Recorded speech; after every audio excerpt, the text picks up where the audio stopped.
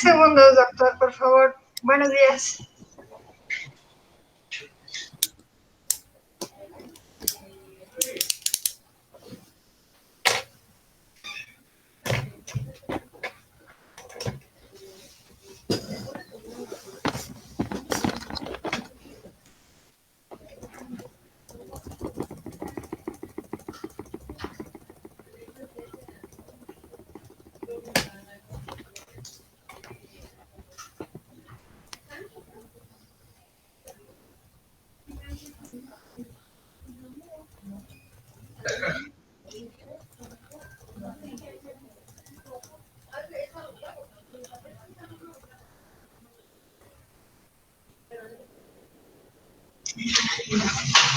Muy buenos días a todos.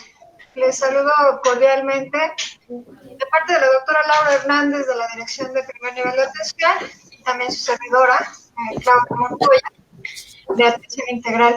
Y agradezco mucho la presencia pues de parte de lo que es el personal del Hospital Obstétrico, el director, el doctor Jaime Molina, y por supuesto del doctor Alberto Romero, que el día de hoy pues va a darnos esta ponencia relacionada a las enfermedades hipertensivas en el embarazo, y pues he tenido el gusto de escucharlo en varias ocasiones. Y la realidad es que desde leer el título de su ponencia del día de hoy, en donde veo que dice verdadero o falso preeclampsia, pues básicamente puedo asegurarles que esta va a ser una charla que va a dejarnos muchos dividendos relacionados pues a una de las morbilidades más frecuentes que se pueden ver, no tan solo en un segundo o tercer nivel de atención, sino en el primer contacto, que son todas nuestras unidades de salud de primer nivel. Muchas gracias, doctor Romero, y pues de verdad vamos a estarle dando lata. Agradezco también el trabajo de mis compañeros, de la doctora Sonia y el doctor Mora, para poder convocarnos. Y pues muchas gracias, y pues el tiempo y la pantalla es suya. Yo creo que lo hagan ahí, ¿no? Las compañeras. Adelante. Para que no estén hablando aquí. Bueno, buenos días a todos. Parece que están los de las unidades de primer nivel, ¿no? Miren, hoy nos encargamos de explicar un poco diferentes puntos, porque no vamos a hablar de preeclampsia como tal, de por qué se causa, porque no es práctico, sino vamos a hablar de los puntos que atacan nuestra atención, lo que hacemos bien y lo que hacemos mal en respecto a la preeclampsia. Por eso pusimos este título, verdadero o falso. ¿Qué quiere decir? Que voy a ir explicando, voy a ir haciendo preguntas, y esperemos que todos puedan activar su micrófono y apagarlo en el momento que tengan su respuesta, porque quiero escuchar voces, quiero ver si lo que dije es cierto o es falso, y cada pregunta que vamos en la segunda computadora que tengo haciendo, ustedes las van a ir contestando con lo que se sabe, ¿no? Nada de lo que estoy diciendo va fuera de los lineamientos, nada de lo que va, solamente se está complementando con la bibliografía actual de plataformas de artículos de investigación. Entonces, el primer punto, me presento Alberto Romero del Hospital Obstétrico. Vamos a darnos varias preguntas, vamos a ir contestando, espero su participación de todos los médicos y personal de salud que esté conectado. Entonces, la primera pregunta, y es muy fácil. El manejo de estas pacientes en su etapa crítica debe de ser por una sola persona. Lamentablemente, muchos dirían, no veo, escucho sus micrófonos, pero no hay forma de activarlos, o todos están desactivados.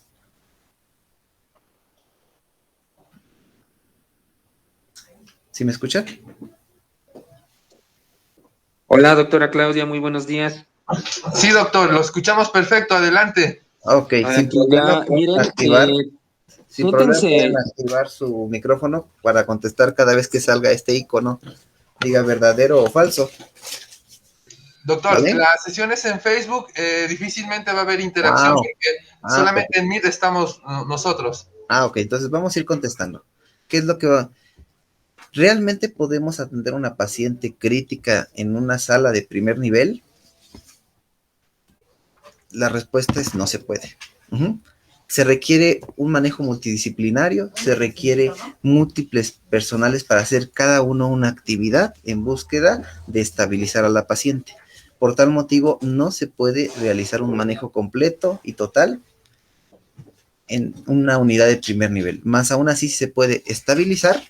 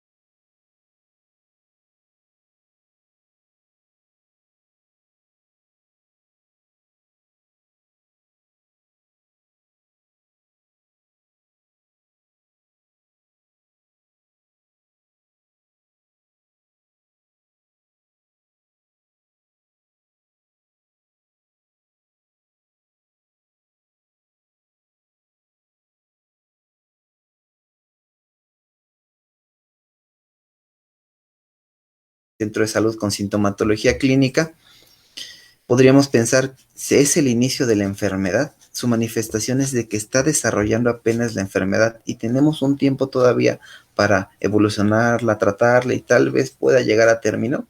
Entonces, ahí la respuesta es mentira. Cuando la paciente tiene una representación clínica de la enfermedad, sea la hipertensión o sea una sintomatología, la paciente ya tiene un gran trecho en su evolución de su enfermedad hipertensiva.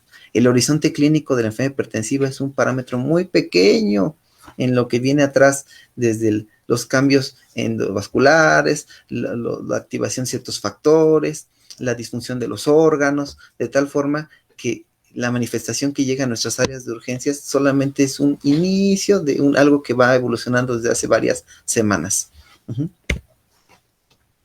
Vamos a ver en esta plática lo que es, en resumen, lo que es como qué vamos a poner en soluciones, qué fármacos, por qué sonda, por qué no, por qué valorar todos los órganos y sistemas, si se debe transfundir a estos pacientes o no, ¿por qué? Porque tienen plaquetas bajas tal vez, o anemia hemolítica, y si se debe hacer algún estudio de imagen a la paciente o al bebé. Doctor, disculpe, ¿puede abrir la pantalla, la presentación? Está abierta, ¿no? Está grande. Aquí en la pantalla aparece grande. No sé si allá. ¿Ya aparece grande? No, doctor.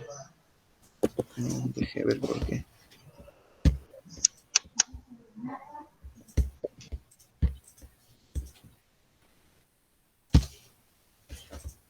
A ver, me dicen.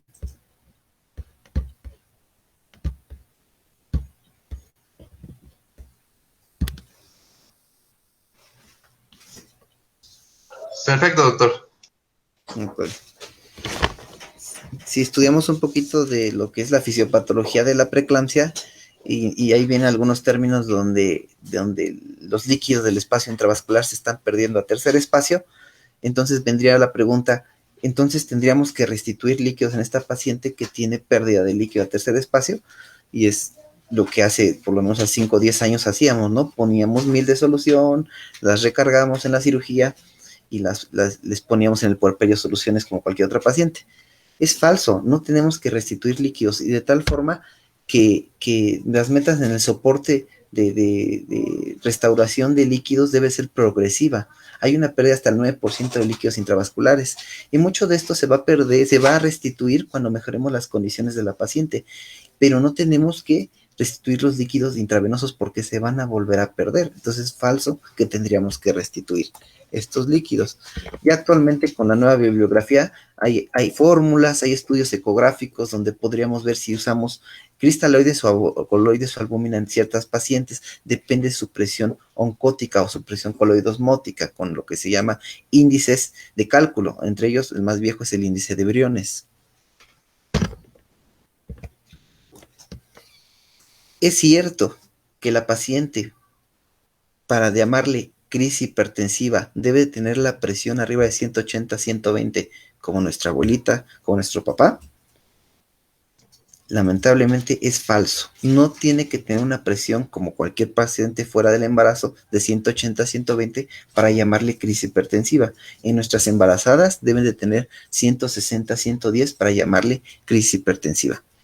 Y esta crisis hipertensiva vamos a dividirla en dos, en urgencia hipertensiva y emergencia hipertensiva. ¿Qué diferencia tenemos en ello? La disfunción de un órgano tanto clínicamente o por laboratorio. Podría ser la presión elevada y plaquetas bajas, la presión elevada y creatinina elevada, la presión elevada y algún síntoma como dolor de cabeza fuerte. Entonces, y una urgencia hipertensiva es aquella que no tiene una disfunción de un órgano, sea clínica o por laboratoriales. No, es que se desconecta. Siguiente pregunta. ¿Es cierto que la afección a la enfermedad hipertensiva o preeclampsia lastima o altera la función de placenta, riñón e hígado solamente? Y muchos de los estudiantes en la formación dirían, pues sí, son los laboratorios que estamos buscando, ¿no? Y lamentablemente no. Es una disfunción de todos los órganos porque afecta al endotelio, de tal forma que ese endotelio es lastimado, hace un vasoespasmo, hace una activación del sistema de coagulación con agregación de plaquetas y hace una hipoperfusión, de tal forma que la suprarrenal, el riñón, la retina o cualquier órgano, hasta la piel, puede ser afectado. Entonces, concluimos que la preeclampsia es una afección multisistémica y progresiva donde como primer horizonte clínico, quiere decir que apenas va iniciando, apenas va manifestándose, es la hipertensión y la proteinuria, ¿vale? Pero atrás de esto ya viene una disfunción de órganos de varias semanas de progresión. Una pregunta muy buena que siempre se la hacemos aquí a los residentes cuando van llegando. Oiga, doctor, ¿tienes tu paciente con criterios de fe hipertensiva como preeclampsia, pero tiene restricción de crecimiento? Hace 5 o 10 años todavía determinábamos que la restricción de crecimiento en cualquier enfermedad hipertensiva era un criterio de severidad, y actualmente, con los cambios desde 2013, establecieron ciertos cambios o ciertos criterios que se salían para ya no clasificar como severa las preeclampsias. Entre ellos, la proteinuria, sea de 3 en algunas clasificaciones o de 5, no es un criterio de pronóstico ni es un criterio de interrupción o de severidad. Segundo, la restricción. Se debería de estudiar la restricción como una causa secundaria o una causa diferente a la preeclampsia, de tal forma que la restricción no era un criterio de severidad o de interrupción inmediata. Por sí mismo se debería de buscar los criterios de restricción, cuáles son los criterios de interrupción de acuerdo a la clasificación de la restricción.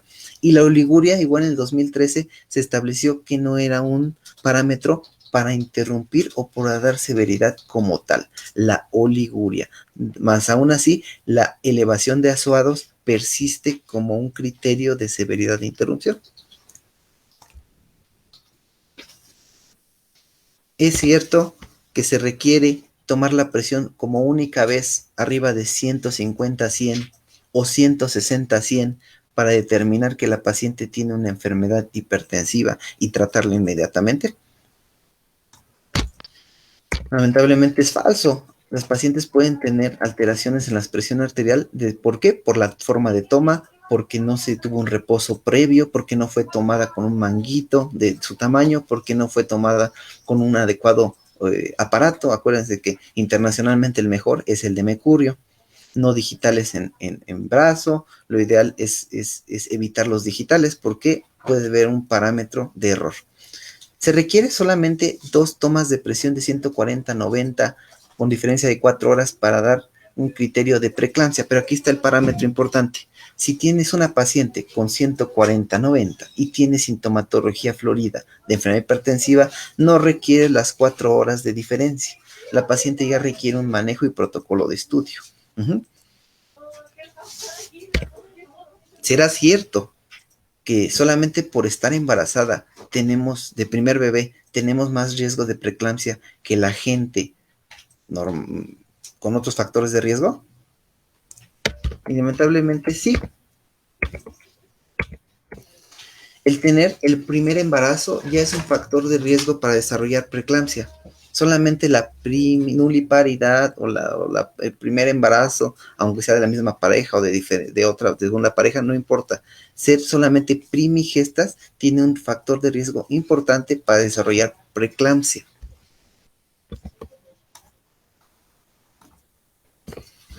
Ya existirán, es cierto que ya existe un estudio en sangre que te puede predecir la preeclampsia con alta posibilidad de éxito. Falso, todavía no existe un estudio, ni factores angiogénicos, ni sumado con ecografía que te pueda predecir con una sensibilidad y especificidad cercana al 100, de tal forma que sigue en estudio encontrar algún factor angiogénico, un factor de inflamación que pueda demostrar la predicción desde primero o segundo trimestre en quienes van a tener preeclampsia. Entonces, doctor, cuando a mí me traen una velocimetría de flujo de arterias uterinas y me dicen que están alteradas o que tienen Notch, ¿con eso yo le voy a decir a la paciente por sí mismo que le va a dar preeclampsia? Falso. La velocimetría de flujo de la arteria uterina depende mucho de quién la realiza, si tiene experiencia o no. Segundo, ¿a cuántas semanas se realiza? Lo ideal es hacerla en segundo trimestre. Y lo malo es que tiene altas tasas de falsos negativos, lo que quiere decir que tiene un error. Realmente tenemos muchos pacientes que ni tenían factores de riesgo, o muchas que salieron negativas, igual altas tasas de falso positivo. De tal forma que la velocimetría de flujo Doppler de arteria uterina por sí misma, aislada, no es un factor adecuado todavía para decir que le va a dar o no le va a dar a la paciente preeclampsia. Doctor, entonces, sí, yo ya leí mucho de preeclampsia y ya vi que podemos evitarla y eliminarla si les damos aspirina. Entonces yo le voy a dar aspirina a todas mis embarazadas para ver que no les dé preeclampsia a todas. Pero aparte leí, doctor, que podemos darle antioxidantes, calcio, vitamina C, D, omega, heparina y todo. Le voy a dar todos los medicamentos que he leído para que no le dé preeclampsia a mi paciente. Falso, la aspirina es el único fármaco que tiene evidencia de beneficio en una reducción, pero no es una reducción alta, de tal forma que no se respalda el uso en forma generalizada. Todavía faltan estudios para ver los riesgos y secuelas que pueda tener a largo plazo la administración de aspirina.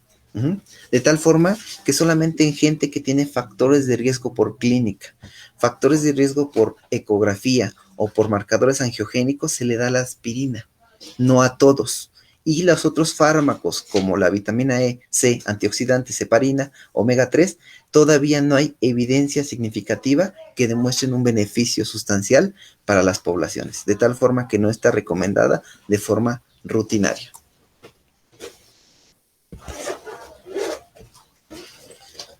Otra pregunta que nos viene a la cabeza es, doctor, tengo una paciente con proteinuria y tiene disfunción de algún órgano, pero no tiene hipertensión. O doctor, tengo una paciente hipertensa, pero ya tiene plaquetas bajas, creatinina elevada, pero no tiene proteinuria. ¿Todavía tenemos esa definición de preeclampsia atípica? Cierto, todavía hace unos años especificaban que la preeclampsia típica era la separación de los síntomas.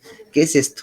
Que la hipertensión no estaba junto con la proteinuria, sino la hipertensión estaba con una disfunción de órgano o la proteinuria estaba con una disfunción de órgano, pero no existía hipertensión o no estaba junta proteinuria, hipertensión. Se dice que la preeclampsia típica por sí mismo no es una preeclampsia típica, sino es un imitador.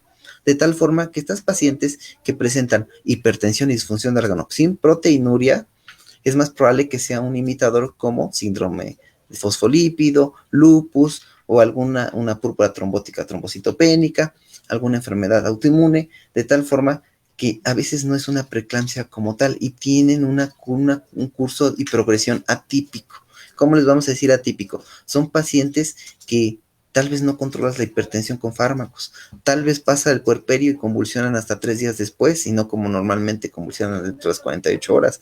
Son muy resistentes a fármacos. De tal forma que estas hipertensiones atípicas hay que protocolizarlas como otras enfermedades.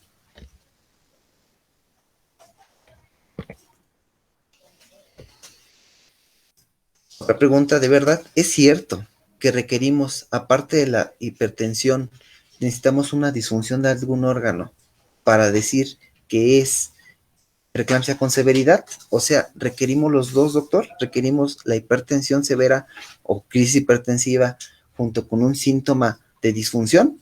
¿Se requieren los dos para decirle que tiene criterio de severidad? Es falso, no requerimos separadamente los síntomas, no requerimos la hipertensión severa, crisis hipertensiva, con la sintomatología para decir que es severa. Como lo decía al principio de la plática, puede llegarte tu paciente con 140-90 y tener un síntoma o un laboratorio de disfunción de órgano. Por tal motivo es severa, con criterio de severidad. Y aunque podamos ver tablas de artículos donde diga, es que yo digo que estos son los criterios de severidad y estos son los míos, no existe una tabla que englobe todos los criterios de severidad. Por tal motivo, para fines prácticos, no sé más adelante, es cualquier disfunción de un órgano junto con o sin la hipertensión severa es criterio de severidad. Y la hipertensión severa, siempre hay que explicarles que se debe de reconfirmar si es que no tienen síntomas de disfunción. Ejemplo, podríamos llegar una embarazada que tiene 160-100, pero está sintomática. Tengo que tomar por lo menos un parámetro de 15 a 20 minutos para volver a hacer otra toma de presión, me da muy bien tiempo, y valorar si persiste esa hipertensión. Es una paciente obviamente que ya acostamos, ya pusimos una canalización, ya le pusimos 200 mililitros de cristaloide, ya la relajamos y le vamos a volver a tomar la presión. Le pusimos oxígeno y todo. Si persiste alta, ya podríamos activar un código Mater. Pero si baja, entonces la paciente no tiene ningún criterio de severidad y se va a protocolizar como una enfermedad hipertensiva o preeclampsia leve.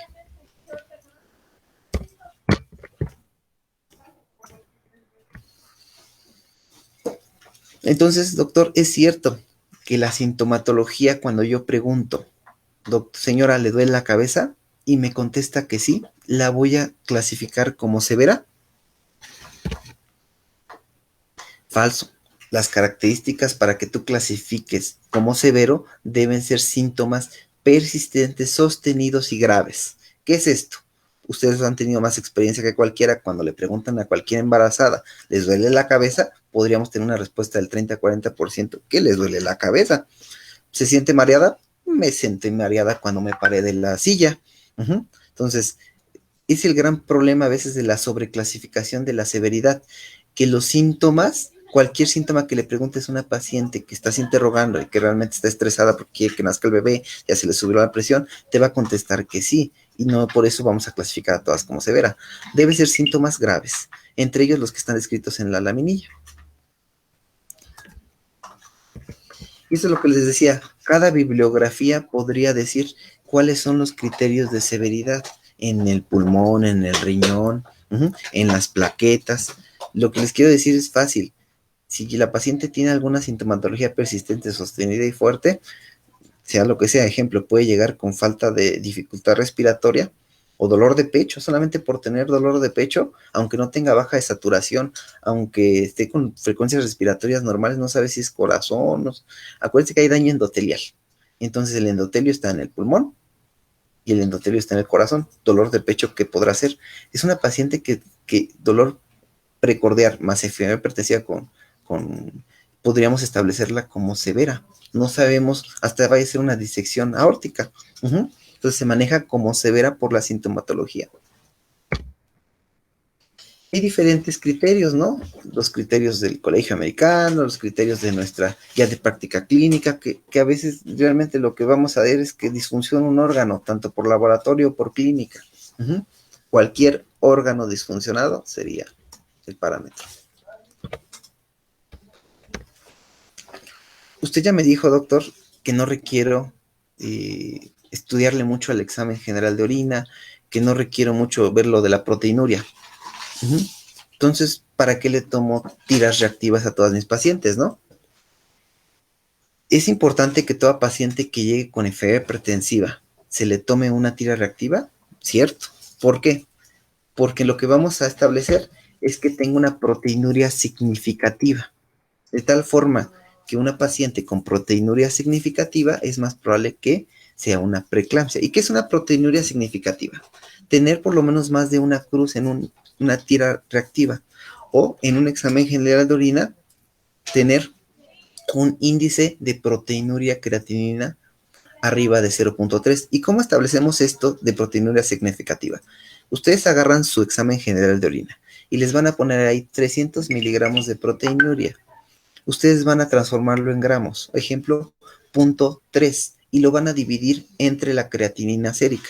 Y debe de salir menos de 0.3. Cuando sale más arriba de 0.3, le podemos dar el término de proteinuria significativa, o sea, que es una verdadera proteinuria. ¿Por qué? Acuérdense que la dieta, acuérdense que los fármacos y las infecciones urinarias pueden dar proteinurias no significativas. Esto igual nos viene a la mente de entonces, doctor, ese término que decían que tenía que tener proteinuria de 300 en 24 horas, ¿es importante? Pues lamentablemente no me voy a esperar 24 horas para clasificar a la paciente. Entonces, el uso de las depuraciones de proteínas en 24 horas está en decadencia. ¿Por qué? No es un criterio pronóstico, no es un criterio de interrupción, ni es un criterio de clasificación para la preeclampsia. Sí es un criterio de que si hay rango nefrótico, pues la paciente es probable que tenía una patología renal preexistente, ¿no? O que la disfunción del órgano riñón sí se ve más marcada como tal, pero no es una glomérulo endoteliosis que puede provocar proteinuria masiva. Pero realmente antes de eso ya la creatinina se elevó días previos. Antes de eso, ya el flujo urinario disminuyó. Antes que eso, la paciente ya tiene una sobrecarga de líquidos y un edema agudo pulmonar grave, ¿no? Entonces, la proteinuria en las depuraciones de 24 horas ya no está en uso. Y ahí llegamos a esta conclusión: no realizar depuración de proteínas en 24 horas, y esto lo dice el UPDI 2021.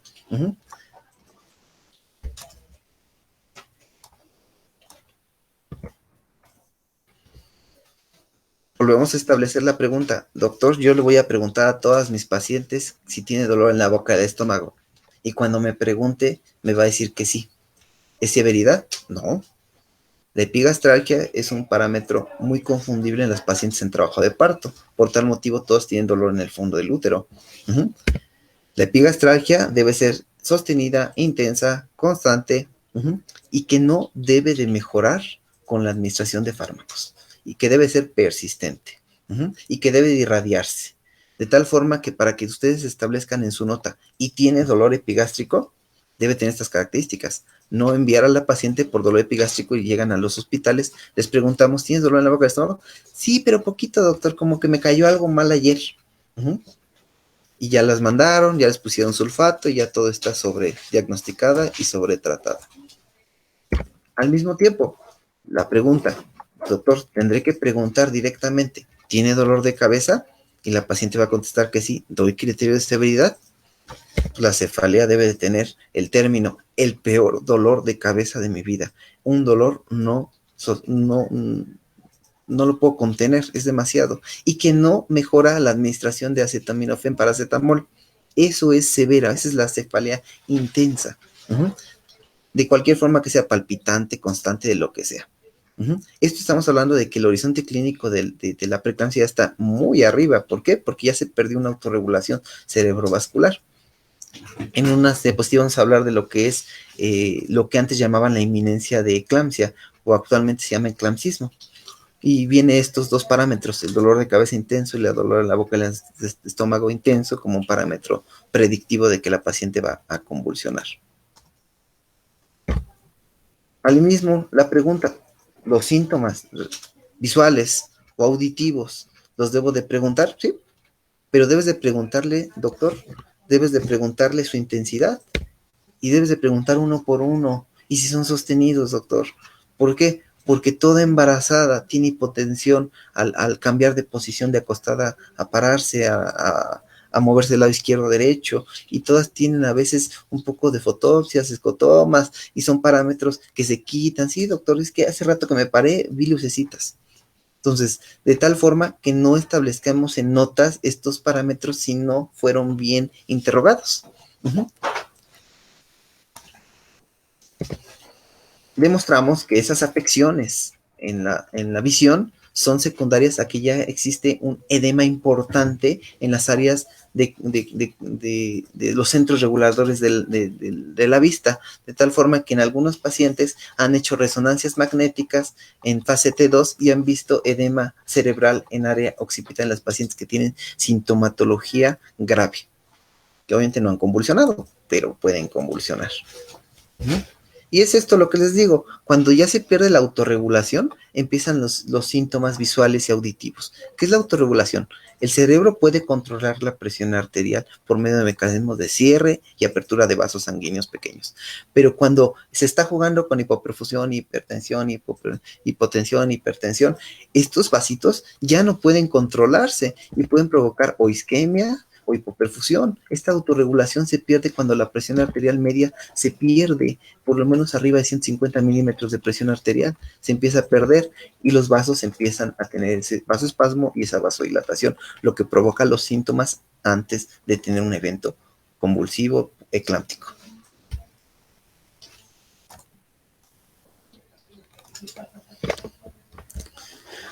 Doctor, si ya me dijo que la orina, la oliguria, no es un parámetro de severidad, entonces, ¿para qué le voy a poner una sonda Foley? Si ya en 2003 establecieron que no es un parámetro de severidad.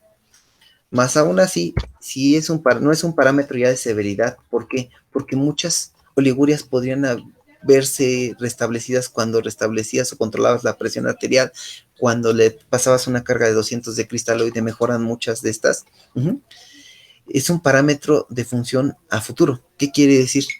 Que si yo estoy con buen control de líquidos, va a estar orinando a mi paciente. Pero si estoy con mal control de líquidos, si estoy con un descontrol hipertensivo, va a haber vasoespasmo de la arteria, de las arterias del glomérulo, y de tal forma está disfuncionando un órgano. Acuérdense que para una disfunción de un órgano, sobre todo el riñón, lo primero que se afecta es los volúmenes urinarios. Secundariamente se afecta los azuados. Y terceramente, la retención de líquidos. Entonces, establecieron, quitaron la vigilancia de los volúmenes urinarios, más aún así, es un predictivo importante que esta creatinina de nuestra paciente va a empezar a subir sustancialmente horas después de que empieza a bajar los flujos urinarios. Entonces, persistimos que los flujos urinarios se miden, pero es predictivo, ya no es criterio de severidad. Pero sí, la creatinina, cuando se eleva sustancialmente, por lo menos duplicas el valor, o arriba de 1.1, es un criterio de severidad para enfermedad hipertensiva. Y la pregunta que siempre tenemos, ¿por qué mandaron a la paciente? Porque tenía edema de miembros inferiores. Doctor, ¿las tengo que mandar al hospital porque tengan edema de miembros inferiores? Falso. Más del 60% de las pacientes en tercer trimestre van a tener retención de líquidos, problemas vasculares periféricos, lo que hace que si la paciente persiste más de 4 o 5 horas parada, empiece un edema de miembros inferiores. Pero ¿qué es lo importante y qué dice la bibliografía actual? Para que nosotros tomemos esa retención de líquido como un criterio de envío, un criterio de gravedad, tenemos que ver que el peso se eleva repentinamente por ese acúmulo de líquidos. Y obviamente que ese edema es persistente, no se quita. Acuérdense que el edema de las embarazadas fisiológicamente en las tardes están muy hinchadas y en las mañanas ya están muy bien. Pero esta paciente retiene y en unos días está más hinchada y más hinchada. El edema, obviamente, si es un edema generalizado, hay edema facial, y entonces estos son un parámetro ya de envío. Es el término que usamos, el llenado excesivo o el edema excesivo.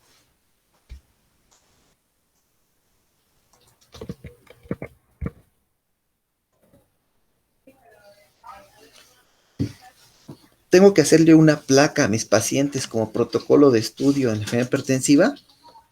Solamente tendríamos que hacerles placas aquellas que por clínica se observa una disfunción de órgano pulmonar. ¿Qué es esto? Dolor precordial, cambios en la saturación de oxígeno o cambios en la exploración por vía clínica, ¿no? ¿Por qué? ¿Qué es lo más frecuente? Edema agudo pulmonar. El edema agudo pulmonar ocurre hasta el 10% de las pacientes con características graves. Y esto es por cambios propios de que hay una extravasación de líquidos muy agresiva, de tal forma que la paciente desde que llegó ya tenía un poco de disfunción, y conforme va pasando el procedimiento quirúrgico, la atención de parto, el estrés, el descontrol hipertensivo, pues termina con dificultad respiratoria en puerperio, ¿no? Y son pacientes que se envían a terapia intensiva por edema pulmonar. Solamente placa cuando hay manifestaciones clínicas.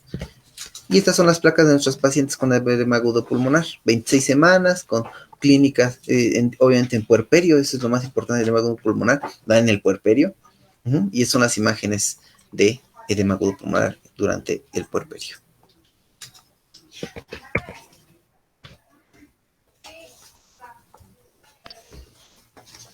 Doctor, ya estabilicé a mi paciente, ya hice todo, ya la voy a mandar.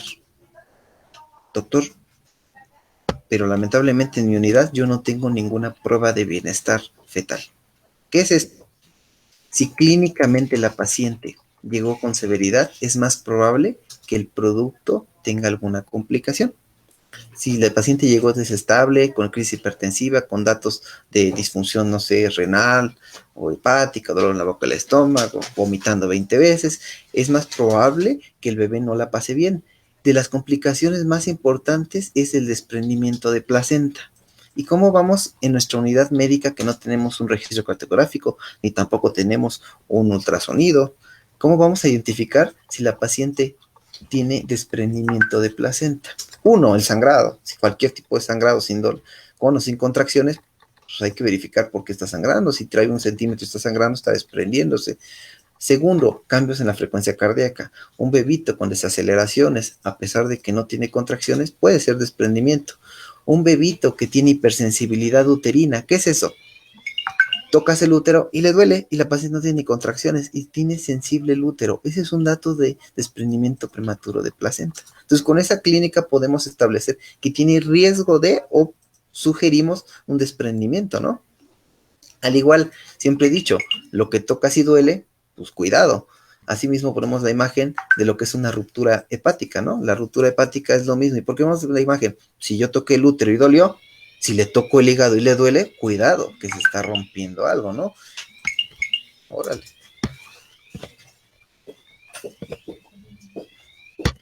Es que está sonando una alarma.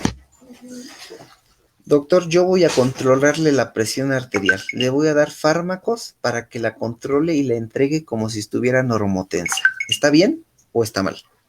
Pues está mal, porque lamentablemente la presión arterial no la tenemos que bajar de forma abrupta, aguda, porque tenemos que tener problemas con la mamá por esa pérdida de autorregulación y segundo, con el bebé por alto riesgo de desprendimiento de placenta o pérdida de bienestar fetal.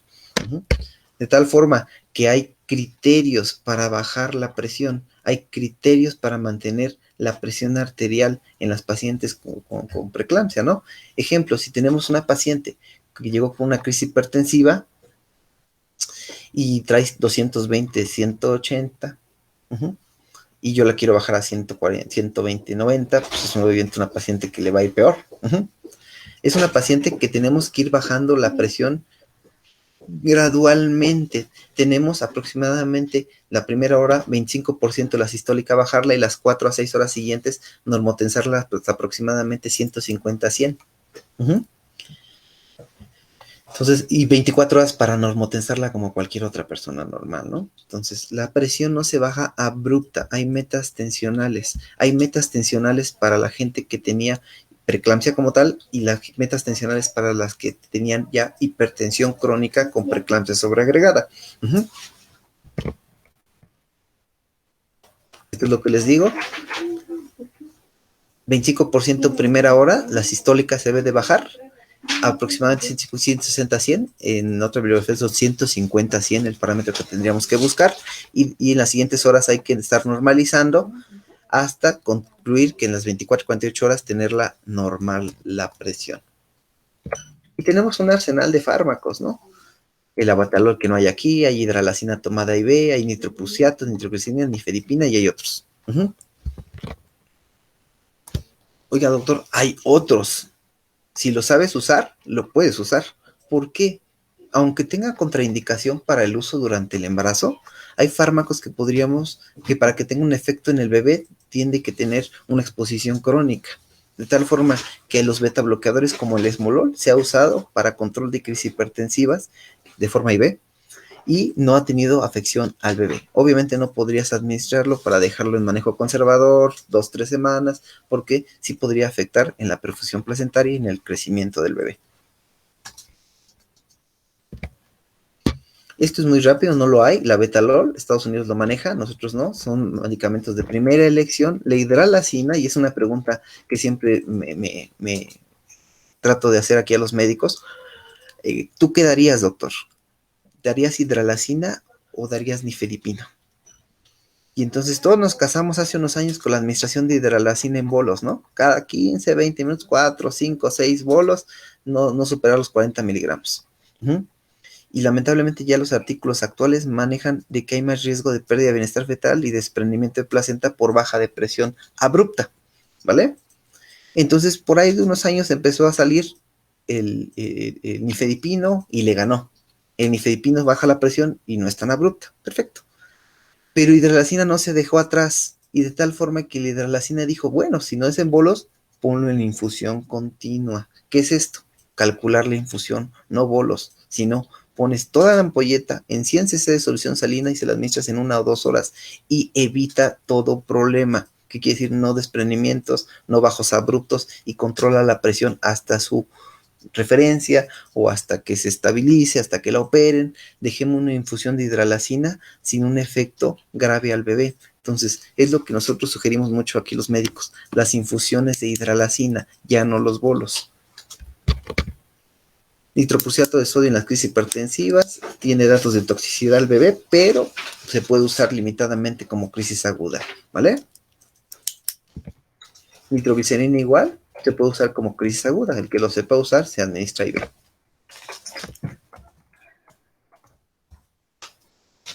Oiga, doctor, la pregunta, yo ya tengo a mi paciente con crisis hipertensiva 160-100, le di nifedipino, le di hidralacina en infusión y le voy a dar alfa-metildopa y metoprolol. Yo creo que con eso la controlo. Yo creo dándole alfa-metildopa y metoprolol, digo alfa-metildopa y hidralacina tomada se controla. ¿Es cierto? En las crisis hipertensivas no nos ayuda para nada la hidralacina tomada y la alfa-metildopa, porque tiene un periodo de absorción y efecto de por lo menos 5 a 6 horas después de la administración, de tal forma que en casos de crisis hipertensiva, darle un alfa-metildopa o darle una hidralacina tomada pues no cambia el pronóstico, ¿no? La mayoría de estos dos fármacos son para el manejo de las pacientes que no tienen severidad y para el manejo ambulatorio de ellas. Uh-huh.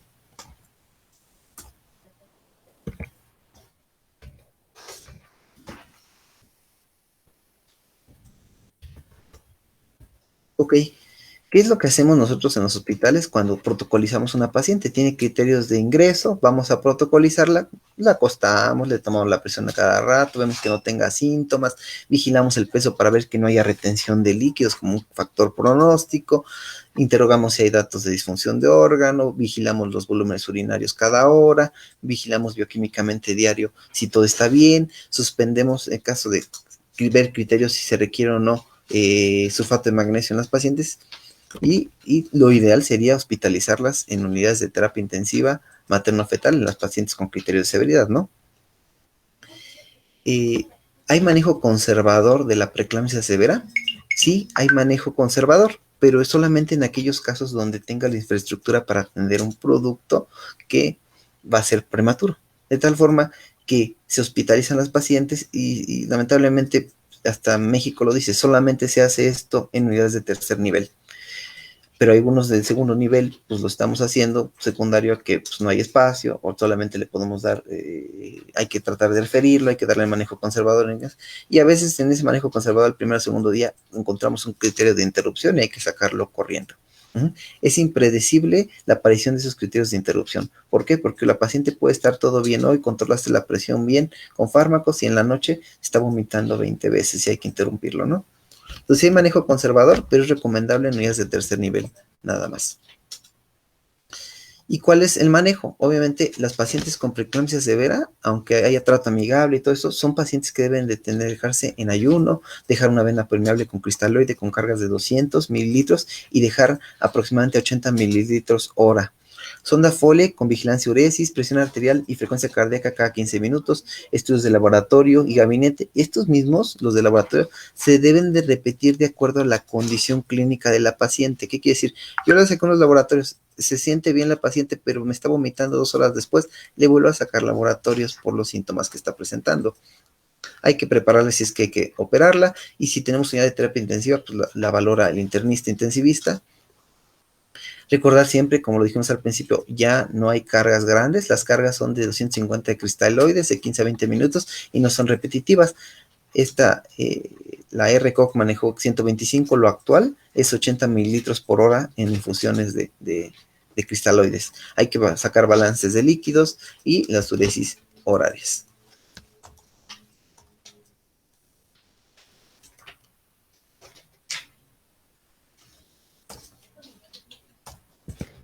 Saltan unas 3. Ok.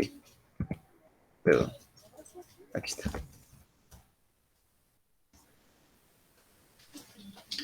Todas son candidatas a manejo conservador. lamentablemente no, es mentira. Muy pocas son candidatas a manejo conservador. Acuérdate que el manejo conservador va a tener más riesgo de mortalidad materna y sobre todo más riesgo de pérdida de un bebé. Un manejo conservador puede dar un desprendimiento de placenta en piso. Puede dar una eclampsia en piso y que nadie la vea. Entonces, solamente ciertas unidades y ciertas pacientes podrán manejarse de forma conservadora. Y hay cierta bibliografía de candidatas a manejo conservador. ¿Qué es eso? Pues dejarlas un rato hospitalizadas, hay que darles esquema de madurez pulmonar a las pacientes que piensas que vas a resolver en la próxima semana o en los próximos días. No se le puede dar manejo conservador, esquema de esteroide a todas las pacientes como si fueran una vitamina o una vacuna, porque sí, ya se demostró que el uso de esteroides durante el embarazo sí tiene efectos a largo plazo en los bebés, de tal forma que vamos a reservar siempre, en cualquier patología, el uso de esquema de madurez pulmonar solo a las pacientes que piensas que va a tener un nacimiento expedito de 1 día a 7 días, no a cualquiera. Entonces, estas pacientes que obviamente ya tienen preeclampsia severa y que estás en vigilancia, es obvio que las vas a tener que interrumpir los siguientes días.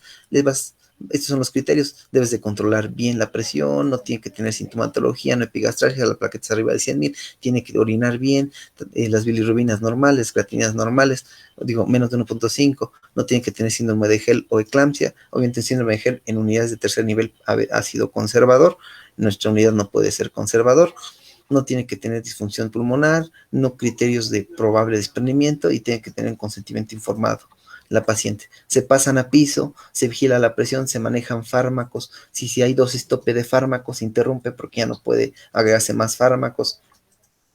Se le hace vigilancia bioquímica diaria, se le hace registro cardiográfico diario y se le hace perfiles biofísicos cada 48 a 72 horas. Y son pacientes que a veces les podemos regalar 3, 4, 5, 6 días. La prolongación del embarazo y el uso de esquema de madurez podría mejorar cierto parámetro del resultado perinatal, ¿vale? Pero a expensas de probablemente, acuérdense que la enfermedad hipertensiva es una enfermedad que va progresando. ¿Qué va a pasar después? Pues va a estar más severa, ¿no? Entonces, si tenía ya disfunción poquita renal, después de dejarla 4 o 5 días, va a estar más disfuncionado riñón.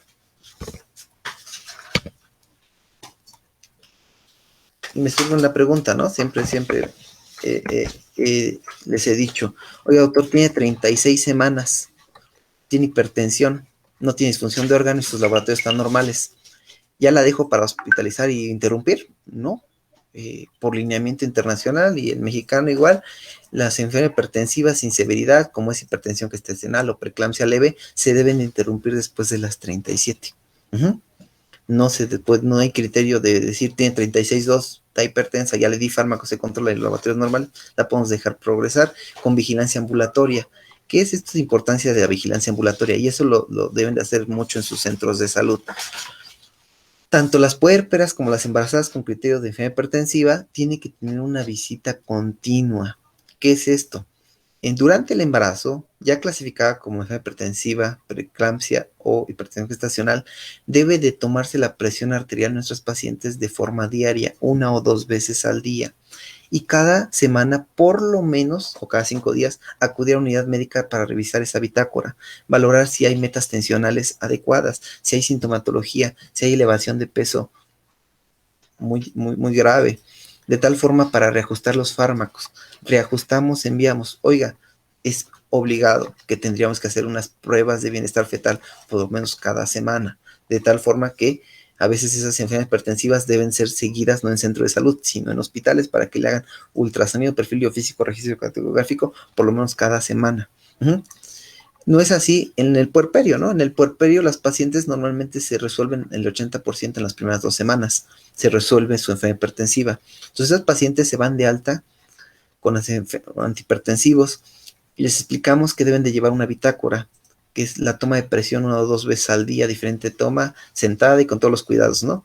Anotar fecha y hora y presión, y esa hojita llevarla a la semana con su médico de centro de salud. El médico de salud valorar la presión, valorar lo del peso, valorar sintomatología. De acuerdo a su evolución, si todo va a la mejoría, no requiere laboratorios controles. De acuerdo a la evolución, si va empeorando, requieren laboratorios, requiere una segunda valoración por unidad de segundo nivel. Es importante que el médico no solamente las valore una vez, se debe de valorar para ver reajuste de esquema antihipertensivo hacia la baja. ¿Qué quiere decir? Si yo te la dejé con 10 miligramos de enalapril cada 8 horas y tú ves un score o una bitácora perfecta, sin síntomas, con buena pérdida de líquidos, no en retención de líquidos, le vas a ir bajando tu fármaco antihipertensivo de tal forma que tienes hasta aproximadamente todo el puerperio para poderle quitar su enalapril. Por tal motivo son pacientes que tendrían que ir a consulta a centro de salud seguida. Y no correrlas y decirles ya no se tome nada la primera semana y que se vaya a su casita. Porque podría complicar. Y hicimos la pregunta, ¿esteroides a todos, doctor? ¿Es cierto, vamos a darlo o no a todos? Es falso. El esquema de esteroides solamente se da cuando vamos a resolver los próximos días. Cuando no se va a resolver los próximos días, hay efectos a largo plazo ya demostrados en artículos que podría tener un bebito por administrar esteroides sin necesidad, ¿no?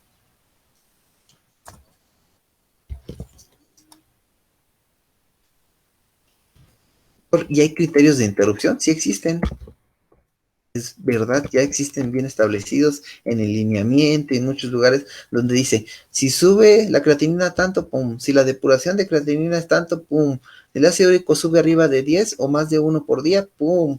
Entonces, todo eso ya está establecido. Si tú conjuntas todos los artículos, ya podrías darte una idea de que si hay criterios de que yo la tenía en conservador con 34 semanas, 35, y pum, a los 3 días después de las 34 hospitalizada, empieza a hacer elevación de HL, o el ácido úrico empieza a elevar 1 miligramo cada día, 1, 2, 3. Entonces, son datos sugestivos que la paciente va a complicar. Por eso sí hay criterios de interrupción.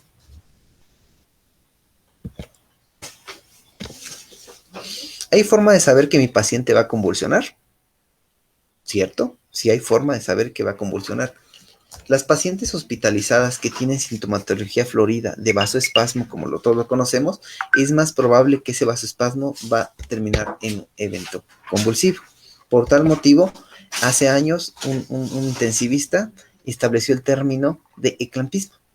El eclampismo es esos datos de hiperexcitabilidad cortical, el vasoespasmo, los osfémonos, los acúfenos, el dolor de cabeza intenso, la hiperreflexia, en conjunto con el dolor en la boca del estómago, lo que antiguamente llamaban inminencia de eclampsia, actualmente se llama eclampismo.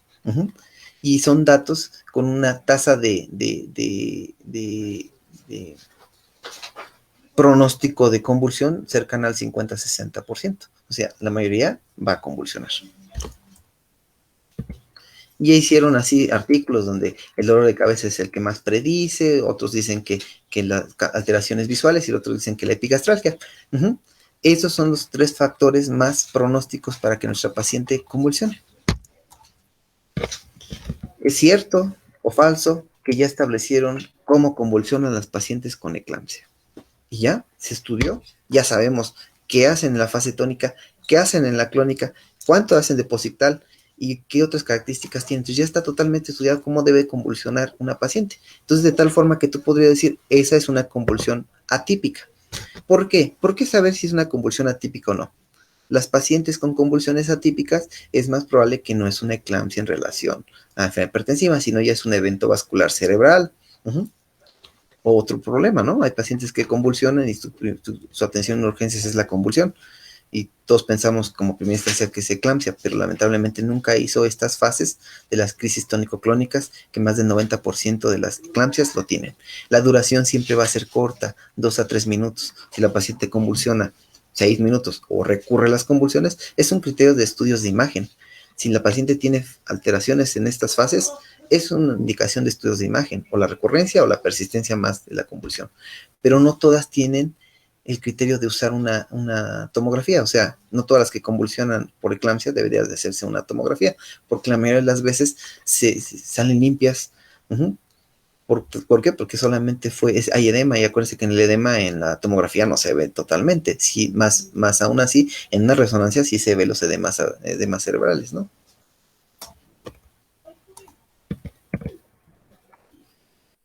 Así vamos a concluir. ¿Es verdad o falso que hay que tenerle miedo al sulfato de magnesio? Pues yo diría que es falso.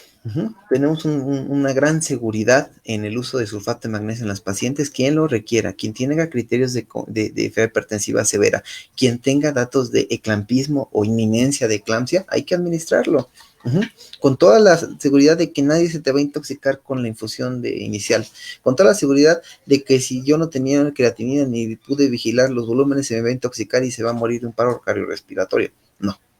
Hay una buena seguridad de que la paciente, aunque no la conozcas, le puedes administrar su carga de sulfato y no se va a intoxicar. Más aún así, las pacientes que ya demostraste por interrogatorio que tenga alguna patología renal o que tenga algún otro problema, ejemplo, miastenia gravis, que es una contraindicación del uso de sulfato de magnesio, las pacientes pueden resistir la carga inicial de sulfato con unos datos de toxicidad baja, pero ya no resistirían la infusión continua. A lo mismo, igual, las nefrópatas pueden administrarse la carga, pero son ellas, estas pacientes, las cuales el rango de infusión de 1 o 2 gramos por hora tendríamos que disminuirlo a 0.5 por hora y vigilar los niveles séricos de magnesio en sangre.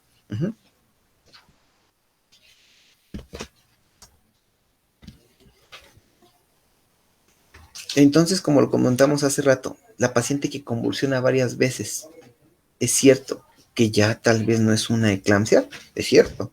Eso se llama estado convulsivo. Y el estado convulsivo pues ya no tiene nada que ver con la preeclampsia. La paciente está convulsionando varias veces. Es más probable que tenga un evento vascular cerebral y hay que manejarla de forma diferente. Entonces estas pacientes deben de escalar como cualquier otra paciente fuera del embarazo con el manejo de estado convulsivo, la administración de benzodiazepinas o fenobarbital y la intubación. Entonces son pacientes que deben de manejarse y obviamente la referencia, la tomografía y valorar por qué está convulsionando o por qué tiene un estado convulsivo. Como les decía, hay muchas causas que podrían provocar convulsiones durante el embarazo.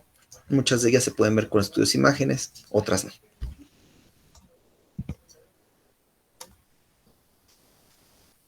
Tomografía todas, ya lo establecimos, no, tomografía todas no, ¿por qué? Porque un gasto innecesario. Resonancia todas, pues no tenemos dinero para tanta resonancia, pero si hubiera dinero, en la fase T2 de las resonancias podríamos ver el gran afección cerebral que ocurre en las pacientes con enfermedad hipertensiva con criterio de severidad. Complicaciones, hemorragia cerebral, neumonía, edema agudo pulmonar, coagulación intravascular diseminada, insuficiencia renal aguda, desprendimiento placentario, hasta el 10% de todos nuestros pacientes, y muchas más podríamos encontrar en cualquier bibliografía. Una de las primeras causas de mortalidad a nivel internacional, entonces, y la mayoría de las veces pues no mueren en el momento, ¿no? Mueren secundario a la disfunción que dejó esa enfermedad. Y con esto vamos a cerrar. ¿Por qué? Porque, doctor, tengo dudas. Entonces ya no se usa el nifedipino como antes lo usaba. Cierto. Ya el nifedipino cambiaron a partir de hace unos años el uso. ¿Qué es eso? El uso del nifedipino ha cambiado. El uso de nifedipino ahora se usa de la siguiente forma. Si la paciente tiene criterios de severidad, administras 10 miligramos vía oral con un poco de agua y tomas la presión cada 10 minutos. Si la presión no llega al 25% de la sistólica, podrías administrar una segunda dosis de 20 miligramos en 20 minutos. Y si no se llega a un 25% de la presión sistólica disminuida, volvemos a administrar otros 20 miligramos de nifedipino. Entonces la respuesta es cierto. Ya cambió la forma de administrar nifedipino, ya no es como antes, que dábamos 10 o no más 10, si no se controlaba la operábamos corriendo. Acuérdense que hay de 4 a 6 horas para estabilizar a la paciente en caso de que haya bienestar o no disfunción de órgano grave para operarla, ¿no? Ejemplo, una paciente con severidad y con desprendimiento de placenta no vas a esperar, o con una epigastralgia que te dice que se está rompiendo el hígado, tampoco vas a estar esperando, ¿no? Pero sí es de acuerdo al criterio clínico la velocidad de interrupción. La betalol igual, no lo tenemos, se administra en dosis de 20 y 40 y 80, se va subiendo la dosis. No la tenemos en forma IV en México, de tal forma que eso quedó para Estados Unidos. Y la hidralacina, lo que les decía, que se debe de administrar, y todavía lo apoyan, ¿no? Lo apoyan, aunque haya riesgo de desprendimiento de placenta, la administración en bolos de 5 o hasta de 10 miligramos. pero sí apoya todavía la infusión, si es necesaria, de hidralacina.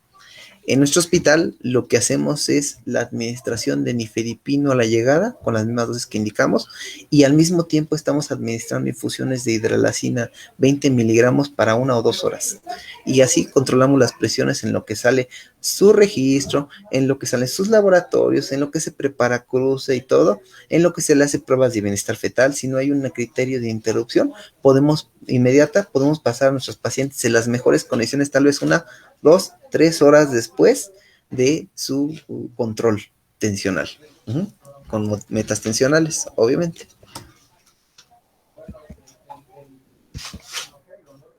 Esto no. Ya vimos. Es una pregunta que siempre les dije. Oiga, doctor, ¿es cierto que solamente escuchando al bebé y que está bien, podemos decir que todo está bien con bebé y vamos a tener atención a la mamá? Pues es falso. El bebé requiere pruebas de bienestar fetal desde su llegada. Y es necesario hacerlas mucho antes de que estés administrando el sulfato. ¿Por qué? Porque tu registro cardiotocográfico va a cambiar, porque tu prueba de bienestar, que es el perfil biofísico, va a cambiar si ya le pusiste sulfato de magnesio. Por tal motivo, una de las ABC durante el manejo de una crisis hipertensiva es: póngale a alguien un registro cardiotocográfico. Si tuviéramos un ultrasonido a la mano, alguien rastree, le vea peso líquido, vea que el bebé se mueve de glúteo líquido, tiene tono, porque es suma importancia antes de administrar sulfato. El sulfato, en conjunto con el esquema de madurez pulmonar, tiene cambios en las pruebas de bienestar fetal, de tal forma que a veces que estamos interrumpiendo un trazo categoría 2 persistente, y es por el sulfato, ¿no? Eso es lo 3 que haríamos a nuestros bebés. Nuestros bebés tienen que llegar registro, hay que hacerle un ultra para ver perfil biofísico con crecimiento fetal y líquido, y solamente en los bebés que tengan compromiso en su peso, con sospecha de restricción, les hacemos Doppler fetal. El Doppler fetal no se hace solamente por tener enfermedad hipertensiva.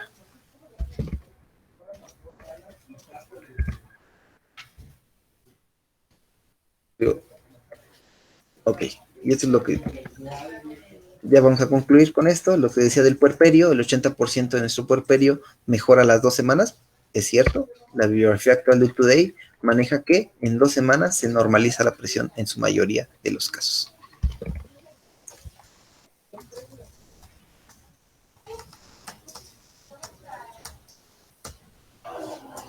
Le voy a restringir los sodios para que la paciente le vaya mucho mejor, doctor, en las dietas, porque tiene 35 semanas de hipertensa.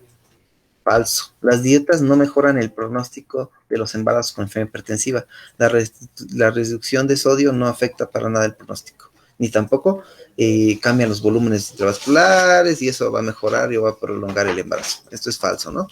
El uso de diuréticos durante el embarazo pues está contraindicado, a menos de que la paciente tenga edema agudo pulmonar, se pueda administrar, pero hemos tenido pacientes que usaban pequeñas dosis de furosemide porque estaban muy inflamadas, y eso, pues, en lugar de provocar beneficio, le provocó oligohidratmias a los bebés, ¿no? No sé si tuvieran alguna pregunta sobre esto. Son puntos para ver si podemos cambiar un poquito la forma de ver la preeclampsia. ¿Alguna duda?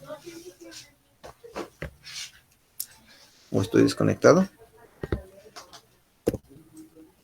No.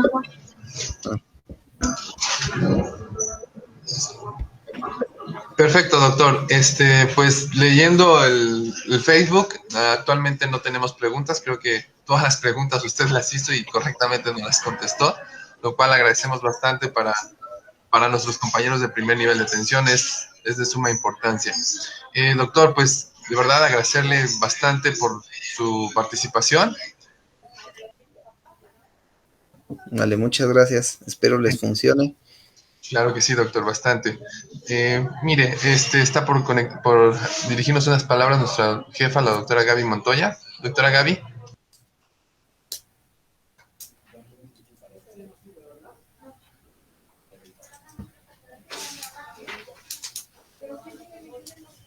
Doctor, igualmente, pues agradecerle su participación. Doctor Mora, no sé si habías mencionado alguna otra cosa. Creo que, bueno, independientemente de que no se pudo hacer tan interactivo como estaba preparada la presentación, el hecho de que se pueda grabar esta presentación el día de hoy y queda en Facebook, pues nos deja una herramienta muy valiosa para poder volverla a reproducir y que realmente se pueda llevar a cabo esa interacción, ¿no? Creo que va a resultar de suma importancia el poder asegurarnos nosotros, de parte de primer nivel, que todas nuestras unidades puedan utilizar esta grabación. Veremos la manera también de hacerla llegar pues de otra manera, ¿no? Yo realmente reconozco esa facilidad y ese gusto que tiene usted por enseñar y que de alguna manera habla de ese trabajo en equipo que necesitamos terminar de conjugar, ¿no? El trabajo que hacen en segundo y en tercer nivel y el trabajo que hace primer nivel, sobre todo para poder enviar una paciente bien identificada oportunamente y estabilizada. Entonces, nuestro trabajo será, pues, realmente entender esas mínimas indicaciones y que se deben realizar con este tipo de pacientes para poderlas enviar en mejores condiciones a los hospitales. Realmente le agradezco mucho, reconozco esa manera tan interesante que tiene usted para enseñar y pues bueno, muchísimas gracias y seguramente que no será la última vez que estemos conectados en este formato por el momento, pero veremos la manera también de optimizarlo. Le agradezco mucho, doctor Romero, igualmente al doctor Molina. No sé, Muchas doctor, gracias. si tengas otra cosa que mencionar. Doctora Gaby, pues comentarle al doctor Romero que le haríamos extensivo otra invitación para poderle dar un reconocimiento ya que se nos acumulen las 2 horas. Entonces haríamos llegar un reconocimiento con la validez pertinente. Doctora, pues nada más que igual agradecer al personal de salud que se conecta en tiempo real y comentarle al doctor Romero que estos tienen réplicas hasta de 1,500 asistentes. Dale, yo creo que esta plática igual tendrá más quien querrá echarle una repasadita a esta plática. Agradecerle bastante, doctor. Vale, tengan buen día. Muchas gracias. Gracias, buen día, doctor. Gracias. Hasta luego. Saludos, doctora. Bye. Hasta luego.